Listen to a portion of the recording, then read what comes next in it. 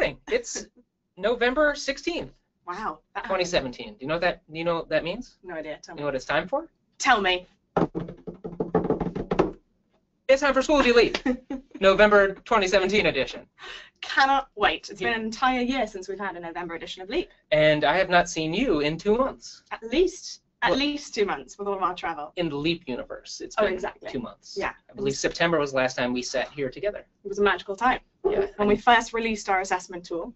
Right. I suspect we might mention that again today. I think it may come up once or twice. So Thanksgiving for many of us here in the United States. Yep.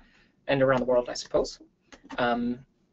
So I'm thankful for the potluck we had yesterday. Oh, it was so good. So many desserts. Too many desserts? I think just enough desserts. Plenty we had desserts. a lot of turkey, had a lot of gubbins, things on the side of turkey. That's what my mum used to call them. Yep. And some really good bakers. Shout out to Steph Powell, who made a persimmon galette. Don't know if you knew what that was, but I did not. It was so good. Great usage of persimmon. I thought that was a razor. Right? Yes. That's Gillette. Excuse me. It's almost It's the a same. little early here. Almost the same thing. So November also around here means that we've wrapped up the back to school portion of our year Already. So we are very thankful for that as well, as that is a crazy bit of time for us here at Schoology. Every time, all time is crazy, but that's especially crazy. So we're thankful, and we're thankful for all of you, our clients in our community, for being a part of the team. November also means we're starting to get close to the end of grading periods as well. And so that means a little bit of due diligence within Schoology for our Schoology admins and for teachers using the platform. So should we talk a little bit about that? I think so. I mean, it's certainly a time of year when I was teaching that we started thinking back on how many grades we had in our system and trying to figure out, have I tested all these different things? Do I have a clear understanding of how close my students are getting towards mastery, especially when we're thinking about some of the learning objectives that are already tagged in our materials. So I imagine that's probably something that everyone else is going through right now. As we get towards the end of the school year, we start thinking about, well, maybe it makes sense to put some assessments in, put some benchmarks in, put some big tests, midterms, finals, that kind of thing.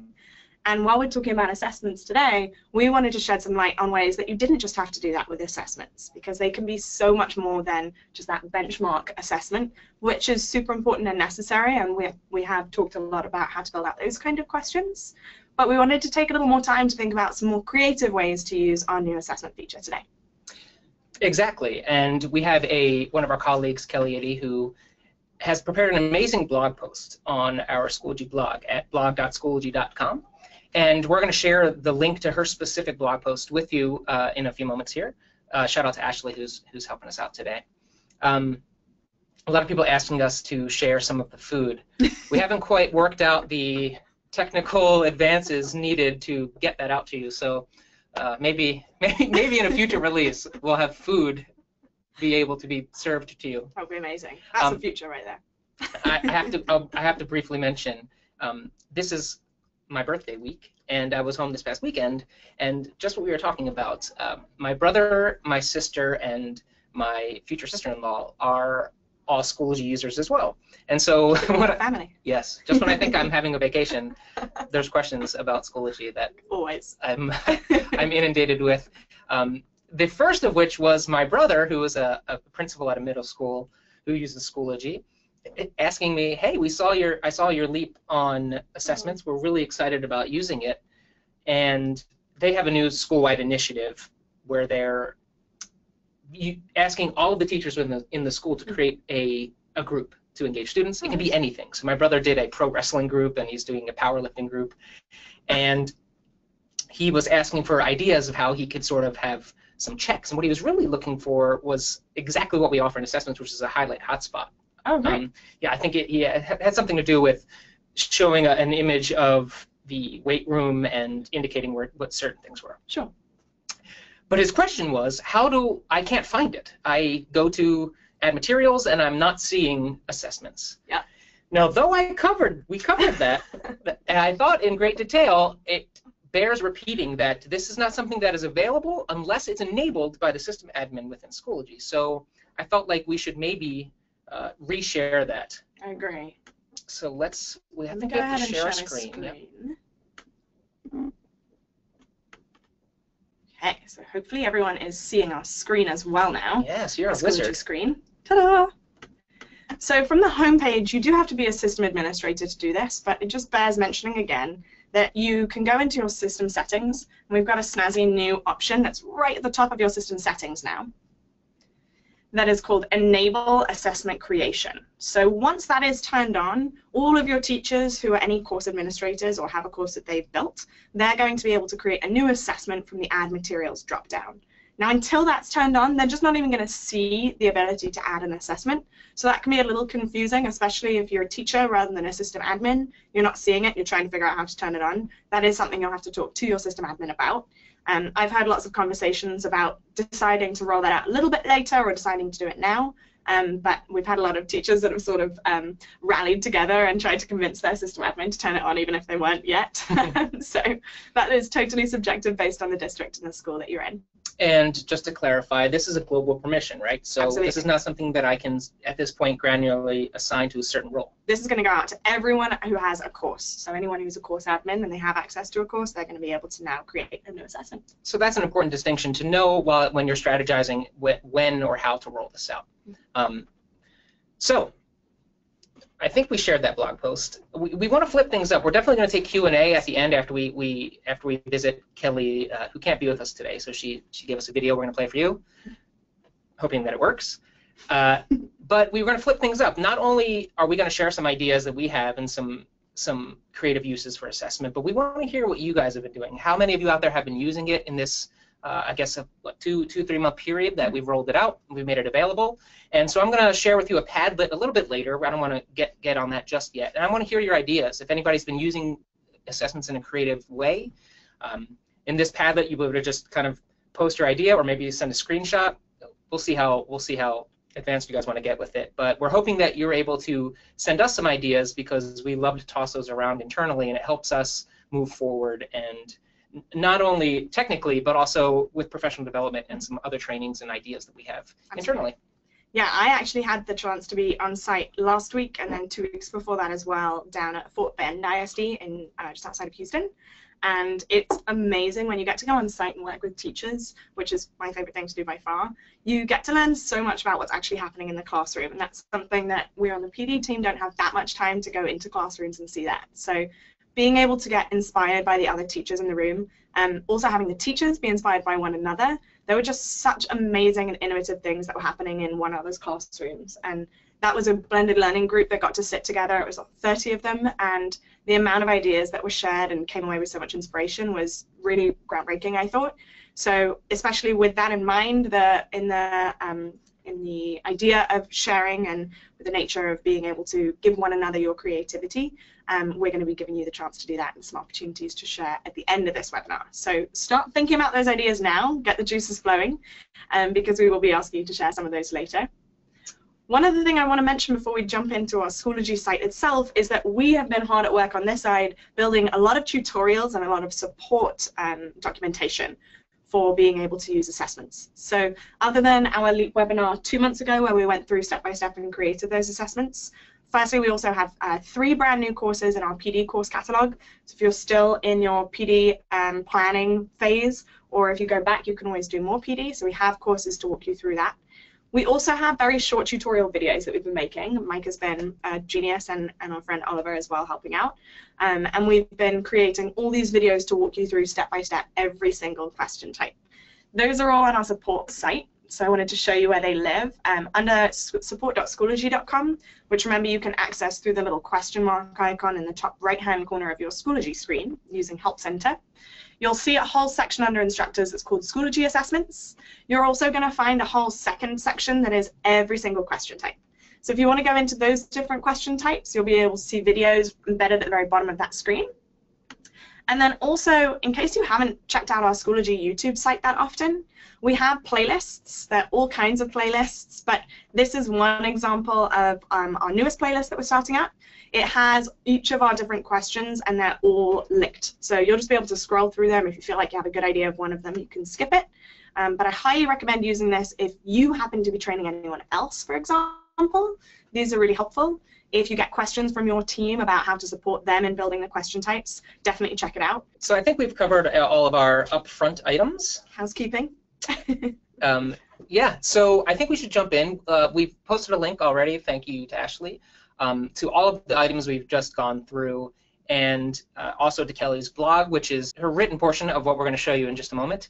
And barring any sort of technical disasters, which are always highly possible, we're going to go ahead and share that video of her. So this is Kelly discussing 5 creative uses for Schoology Assessment.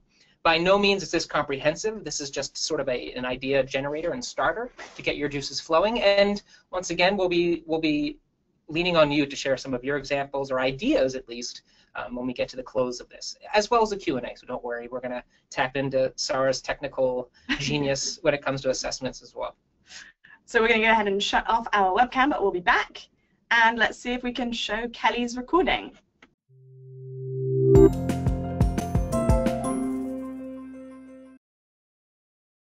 So the idea for the blog post really came from a conversation that I was having with Joe Vasallo, who's one of our PD specialists around AMP, actually, our assessment management platform.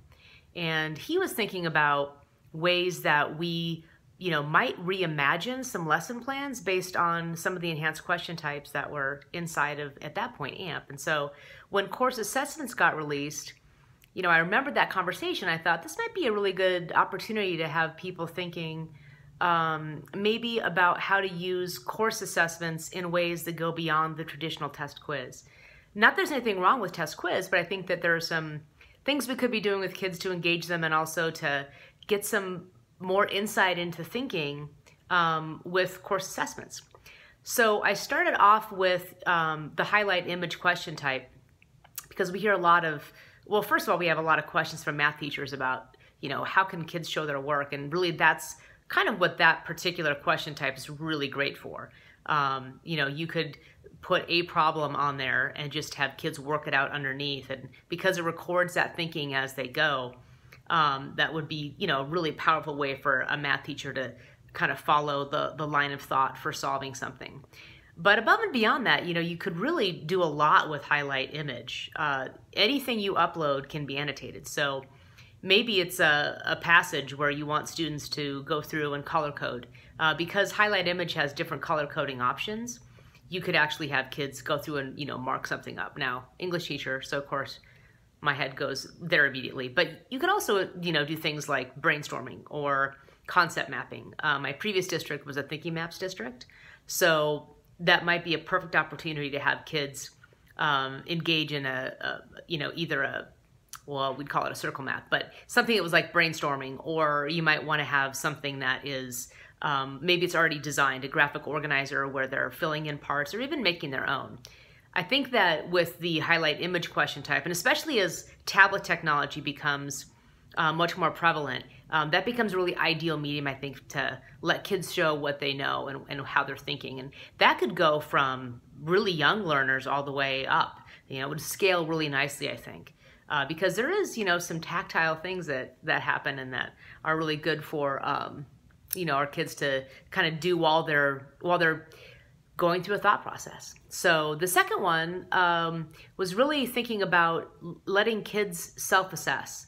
So, whenever we have rubrics, that's typically a teacher-driven tool, but we could have a way for students to actually look at those rubric criteria area and figure out where they think they landed. And so it might be, maybe you've got a rubric that has 4 specific areas and it's on a 1 to 5 scale. So you could make a chart question type where kids can drag and drop where they think they kind of landed on each of those criteria. Now this would, obviously they'd need to have, more information about what those areas meant.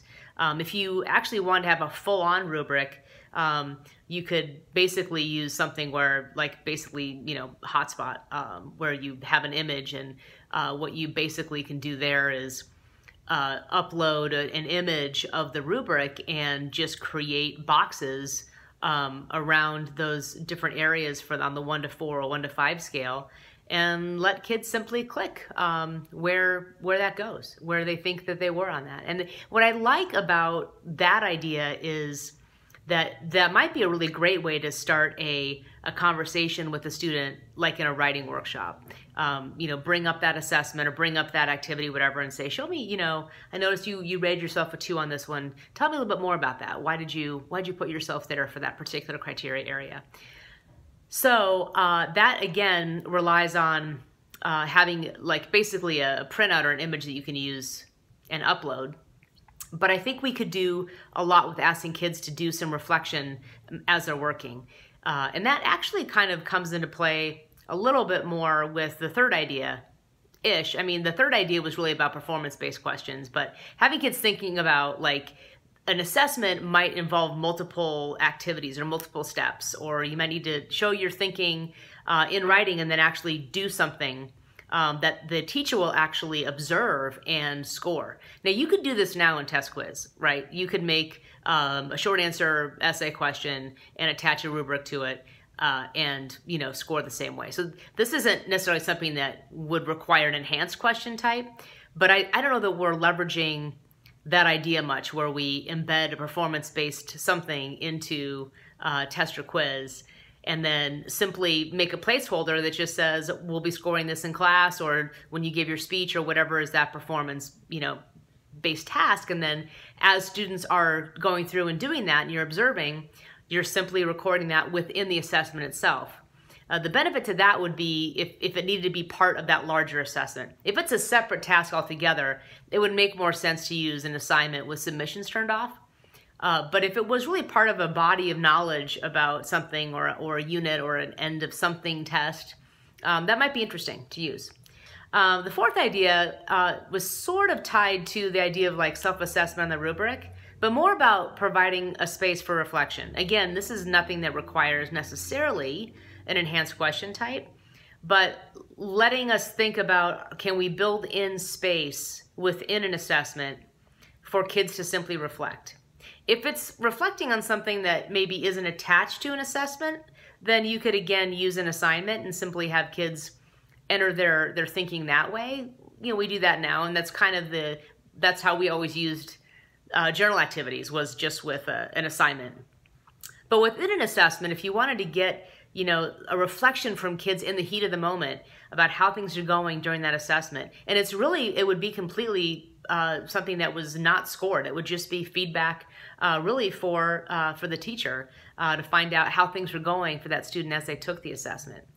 And then the last idea is the one that I think is the most interesting, and it was one that was the hardest to explain in the blog, but it really goes back to Joe's idea of creating a self-contained lesson that simply leverages those different question types as ways to navigate through a process. So, for example, if you were, and again, sorry, English teacher, but let's say you were doing a writing process, you might start with having students annotate a text. So let's say you upload a photocopy of a poem, whatever. The kids go through and they are highlighting that, color coding. And then when they click next, instead of it being a quote unquote question, it's actually just another step in that process where they then come up with maybe a thesis statement. And so, just using, again, short answer, they can simply like type in their ideas there. And then maybe the next step, the next part of that sequence is to brainstorm and think about how they might want to structure a response around kind of delving into that poem. Maybe it's the purpose, the author's purpose for that particular passage or whatever. Having been an IB teacher, we did a lot with the written commentary. So that's kind of what I was thinking about. But anyway, so then the next thing could just be either they have to actually map it out using that like concept map, thinking map, graphic organizer thing we mentioned before, or even just really, free writing and getting kids to just kind of think about how they might map it out, and then at the end, writing it. Or if you wanted to even have another part to it, you could attach that rubric and have kids self-assess just as part of that kind of activity. And because, you can, resume whenever, that activity could span, multiple days, or it wouldn't have to be in one sitting. So anyway, I think there's a lot of potential with course assessments, and I'd love to hear what our community is thinking about using some of these question types for that might be outside of what we think of as traditional. When we get item analysis in course assessments like we have in test quiz in terms of seeing question stats, Zara and I were talking about how that might be a really good opportunity to do something with maybe a Likert scale or survey kind of questions where it's really not for a grade. It's really just, you just want to poll and see, you know, what students think about these 5 different questions. And because course assessments are going to be, you know, really something that's going to be growing so much over the, you know, the next 6 to 12 months in terms of adding more and more functionality, I think it's going to be really exciting to see kind of where we can take course assessments. I'm going to show you a few things after we've dived into some of that information just verbally. We want to show you a little bit more information about how to actually build out some of those tools. And last time we did our what do we call it, session? Webinar? Words. We started talking a little bit with maybe we can make some formative assessments. These could just be quick check for understandings. It could be the exit slip at the end of your class. But some of the things that Kelly mentioned really go a little bit further. These are things that she's been talking with members of our team about, but they're also things that we've been hearing on site and through some of our amazing and innovative users out there. Also, our Schoology ambassadors are an amazing team of people that come up with tons of great ideas. So shout out to everyone who is an ambassador on the line. Woohoo! And our champions as well are doing a great job with some of that information too. So thank you guys for sharing all those concepts. The first thing we wanted to dive into that Kelly mentioned was this big key concept around show what you know. And this is a big understanding that we take away as not really always knowing what our students' working process are. Obviously, when we have 30 kids in a classroom, it's impossible to sit next to every student and watch them work and watch their work process. But we learn so much by understanding more about how our students process and go through work. So one really amazing tool that we like to use in our assessment is our highlight image question type to start using some of those tools. And this is actually a question that came up from our last LEAP. So we had the question, well, what's the big difference between a highlight image and a highlight hotspot question? It can seem on the surface that those are almost the same question and not really clear how you would use those differently. So I wanted to start with just an example of how those could be different. Here's a highlight hotspot question I created, asking my students to highlight all of the swing states that voted Republican in the 1960 election between Nixon and Kennedy. So this is just a map that I pulled in. Quick tip, I always recommend pulling in a black and white image where possible, because the color of the images themselves, when you make those hotspots, the color makes the image kind of yellow.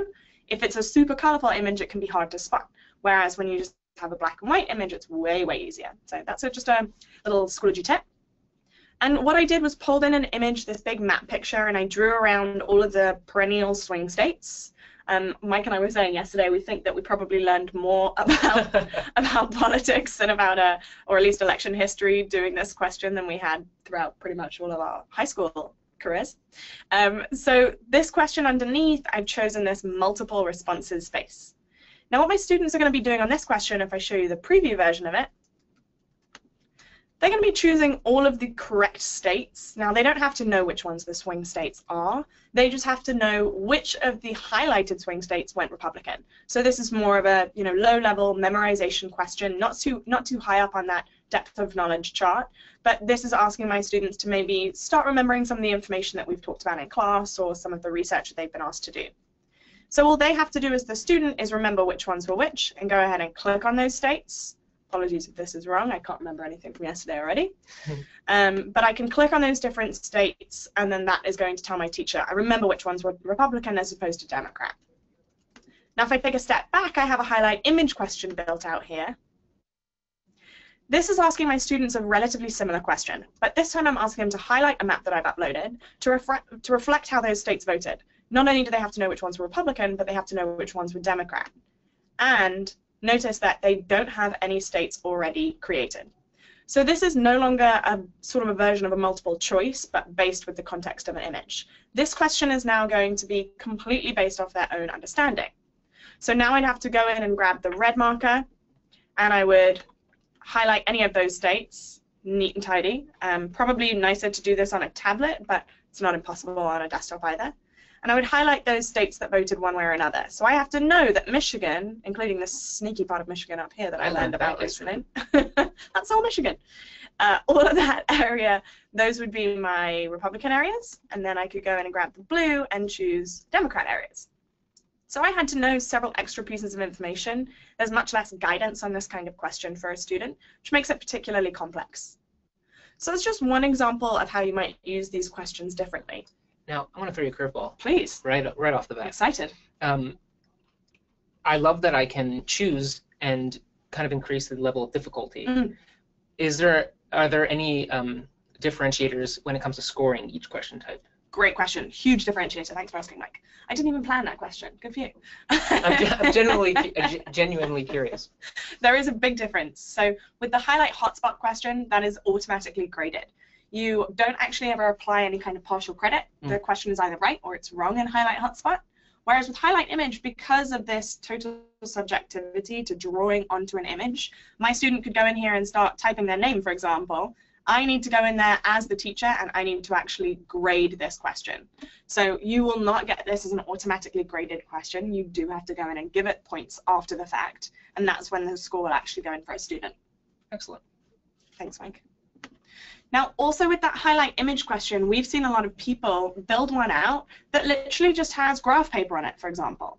Maybe it's just a lined piece of paper, or maybe it's a graphic organizer for my students to work on. All of those are going to be showing that process of show me what you know, and also show me how you think. Because as the teacher, when I go in to grade this quiz, I'm going to have the ability to replay my students' responses. So I'd love to show you what that looks like.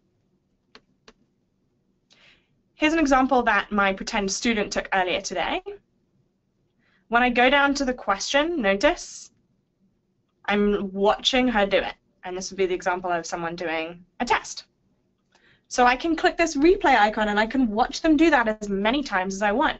This is a totally interactive question, and I get so much insight by watching my student actually draw directly onto that image.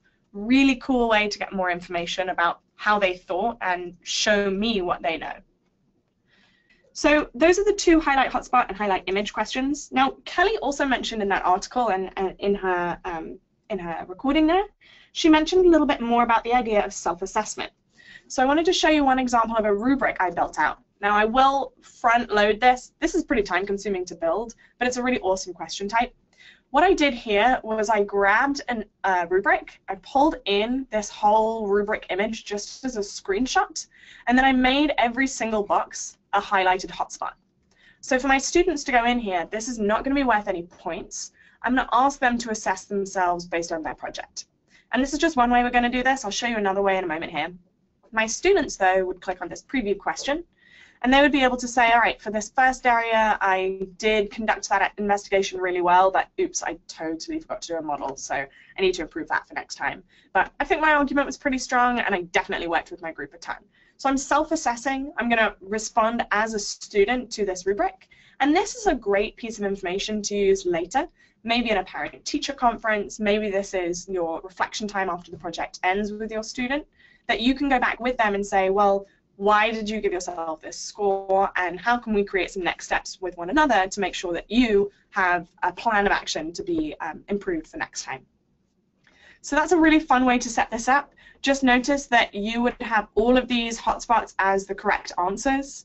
It's never going to show a perfect answer for a student because they will only want to choose one box. Obviously, they can't assess themselves on multiple boxes. They have to choose one. So you would need to go in and give students comments or feedback on this. But just notice, I would always go ahead and change the point value in the corner of this assessment to a 0. I don't want that assessment to count for any points towards my student. Certainly don't want it to take away any points from my student. So that's why I want to create that as a 0-point question. Now we wanted to do another version of this that would actually automatically grade, and that would be one idea of using a chart question. Mike, have you had a chance to play with a chart question at all? In creating the video, yes. And what's your favorite thing about chart questions? Do you want my honest answer? Please. I am very tactile, and there's something really satisfying about grabbing the little chart and dragging it up. Totally. I can't explain what that says about me. But that's my favorite thing. Well, it's almost like a virtual manipulative, right? Mm. So I think it's really easy to use for all grades. Not that I'm saying your mind is infantile or anything like an elementary student, but I think that is really useful for our lower grades, especially if you clearly explain what this chart is actually for. So what I could do here was create some information, like use the chart below to self-assess on your writing project. And then my information could be criteria at the bottom, or it could be something way less specific, like elements or things you should know. Sorry about my little, oh, there, disappeared, wonderful. Now my x-axis value is going to be your scale, and it probably, oops, sorry, it's only going to go to 1 to 5, so I probably don't want it to be particularly long or large. I don't usually have my students self-assess based on a 1 to 10 scale. I usually keep that anywhere between 3 and 5. That's subjective again, of course. And then this x-axis, I would probably end up calling this something like, I actually want this to be my criteria. And maybe this is score yourself. Or a partner, perhaps. Could be, could be. And then within this label, maybe I choose the 3 criteria that I want my students to be scoring themselves on. So I have my thesis, my evidence, my structure, and my accuracy. And those are the 3 things I want my students to work on. Now, all of these are going to be interactive. I'm not going to set any of these to begin with because each of my students are going to grade themselves. And notice on this scale, my students now have access to this. I'll show you what it looks like as a student, but one key point that I want to point out is that the correct response threshold will be 5 units. That means that no matter what my student gives themselves, they are going to get this answer correct. So that it will show them that they got the question correct, but again, I would make this whole chart worth 0 points. If you haven't had a chance to peek at the chart question yet, I highly recommend checking this out under this chart layout question. You have 5 different chart types, so this is just one example of building out a chart. The histogram's really nice as well because it makes them all go next to each other, and you can even make these multicolored bars, so it looks really pretty for students as well, especially if you're trying to be engaging, which, as we all know, I think grading yourself on a rubric can not be necessarily the most engaging thing to do. And a quick mention, once again, check out that link of the help videos that we've posted, that playlist. The chart video specifically goes through and shows you how each different chart looks with the same values. So you can get a little bit of differentiation there.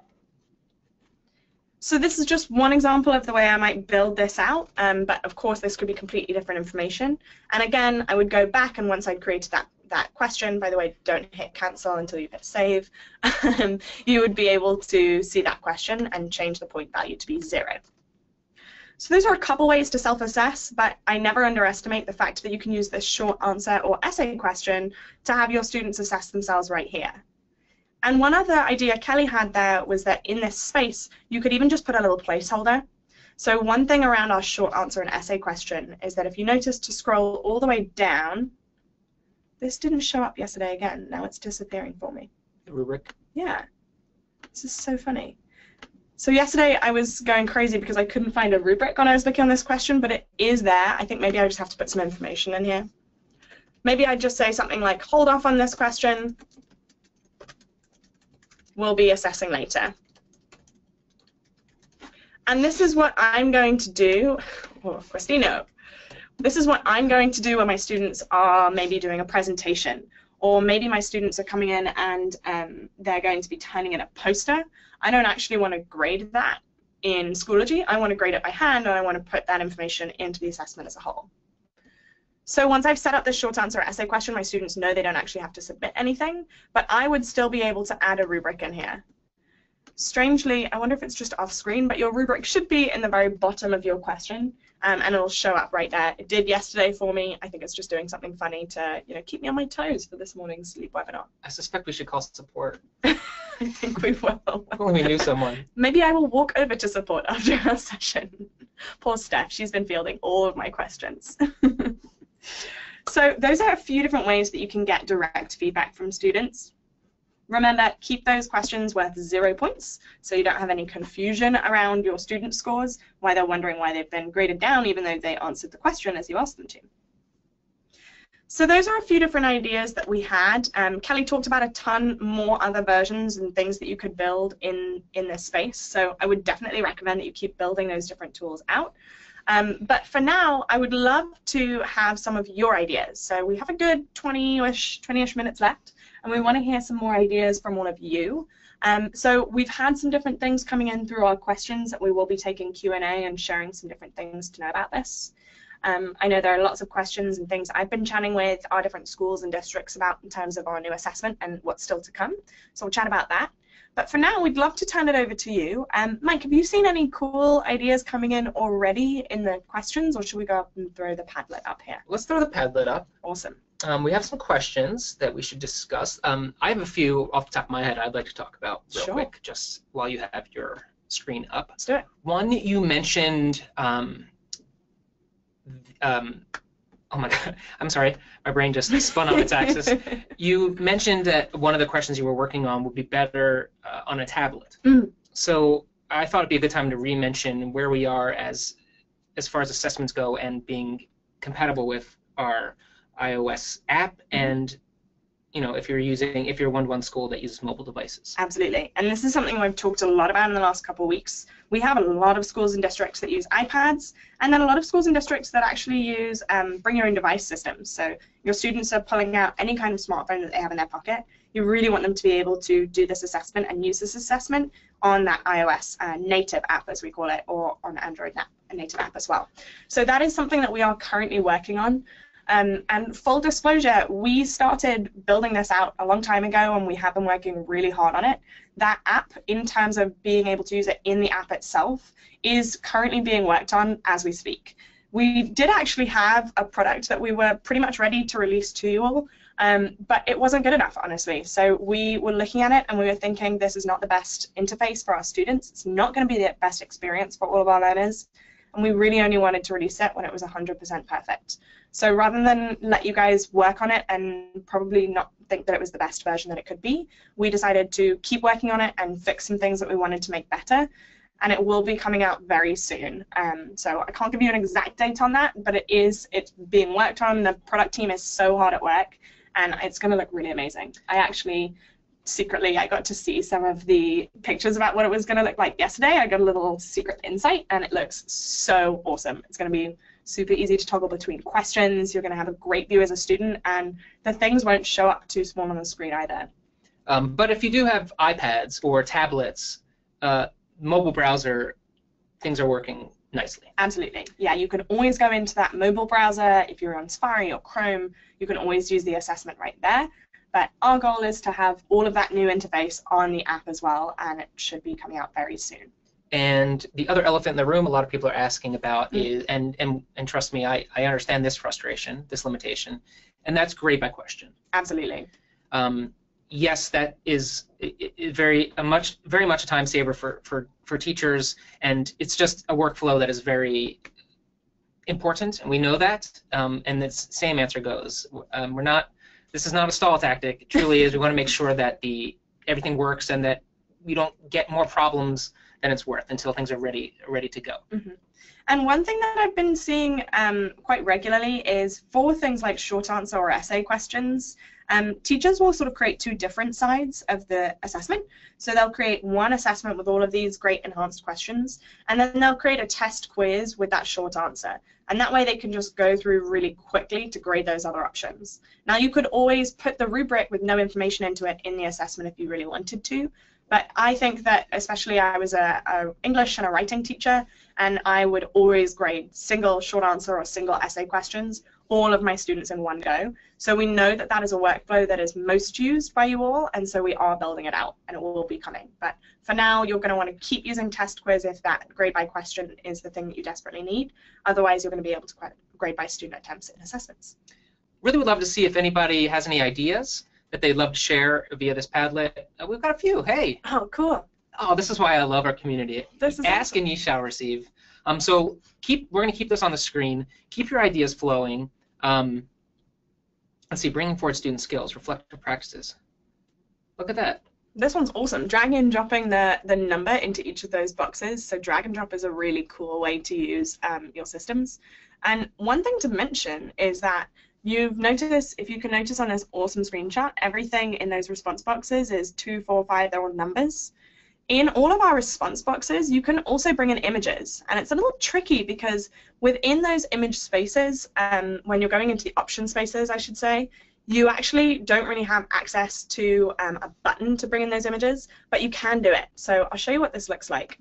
Within those options, if I were to bring in any image into my question itself, so this is a fill-in-the-blank drag and drop, I can bring in any file, my sample picture that I have here, of course. Here we go. A nice small size is always good. You don't want a super gigantic picture because otherwise it's going to really take over. But you can drag and drop that picture into the responses. What else do we have coming in on that Padlet, Mike? Is there anything else coming in or in the questions? So far, let's see. Yeah, we've got a couple questions. Great one from Brian Scholl. Just asking, how will current test quizzes that have already been created transfer into assessments, or will they? Great question. They absolutely will. So once we have created all of our features and we have full parity, so that every single thing you see in test quiz also exists in assessment, so it's further down the road. Once you have done all of that, we're going to be able to create a brand new side of things where you have a tool that will convert all of your question banks from test quiz into an assessment question bank. So if anyone is familiar with AMP, our assessment management platform, we already have that tool in AMP, where you can convert a managed question bank into a managed question bank. It will be the same process, but for assessment. But please do not despair. It is not going to happen in a short time frame. We're going to give you tons of time. We're going to give you a lot of heads up and notices to make sure you know what's happening and when. So it won't be, one day to the next, hey, you have to have everything transferred by tomorrow because, you don't have anything else to do.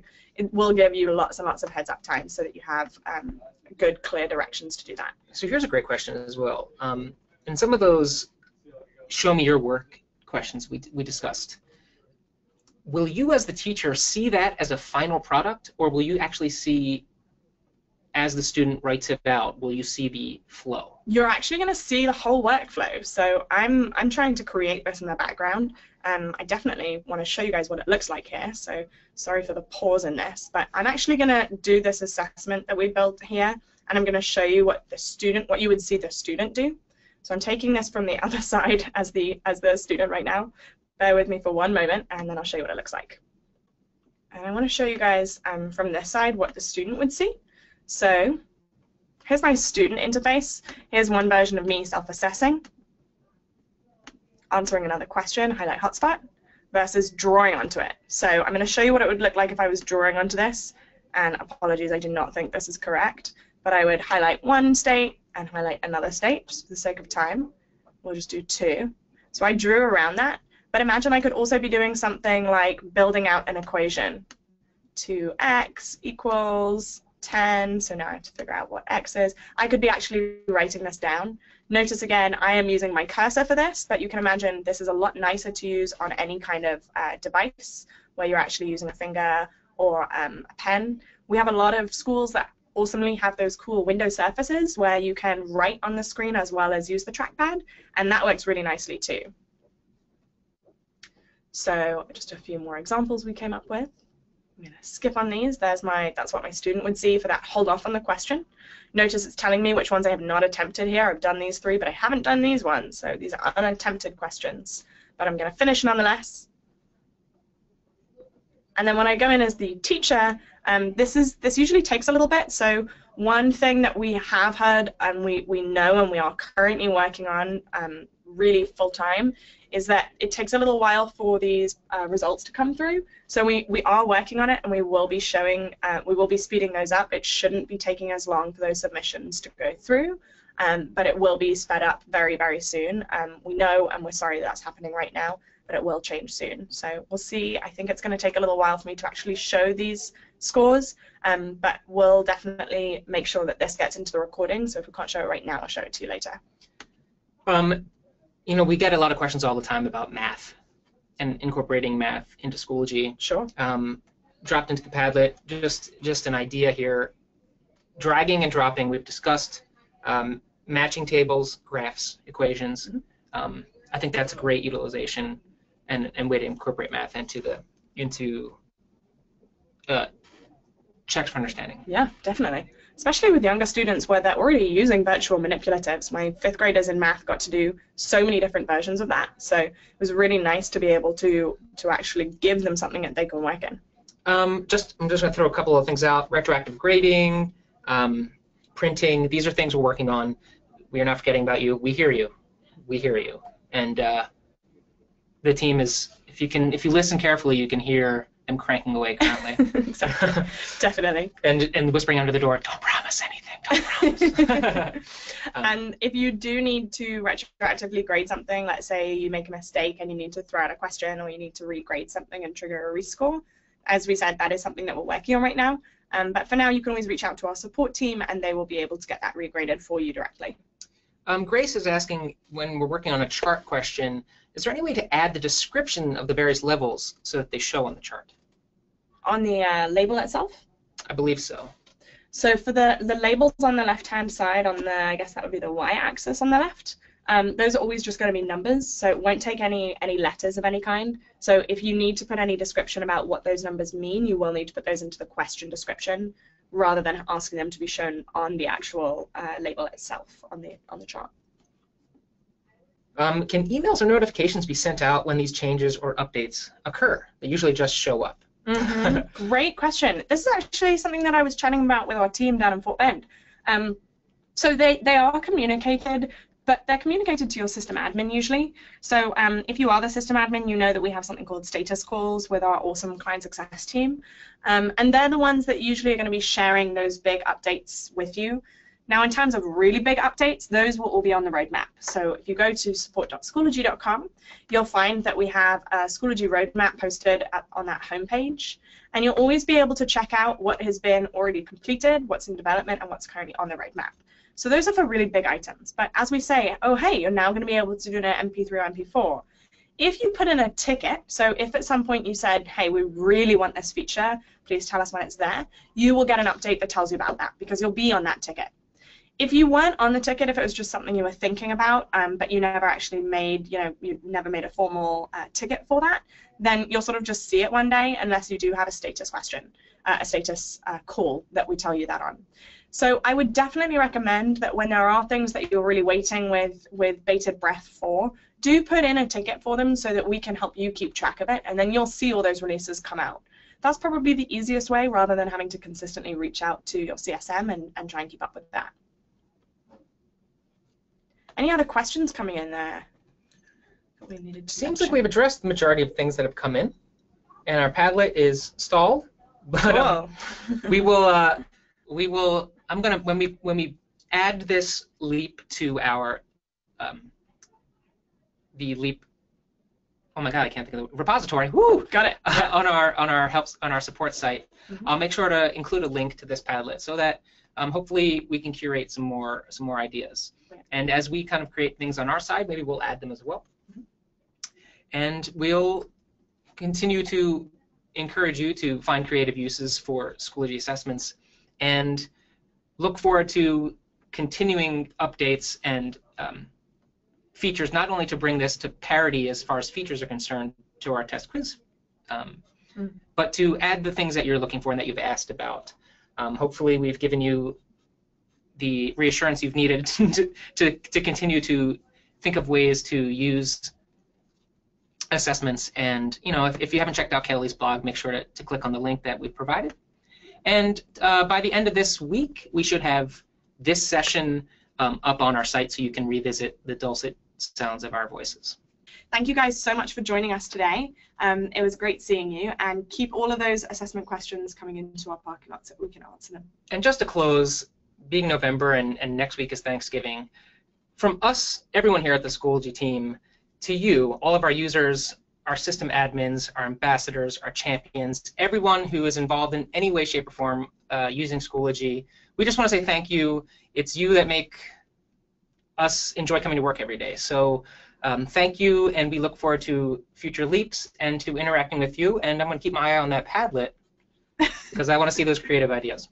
It won't close down. Feel free to go back to it whenever you feel like it, or if you come up with something cool, you're like, oh, I want to share this with those guys. Please do. We love seeing them. So have a great November. Enjoy the holiday with you and your family, and best wishes from Schoology.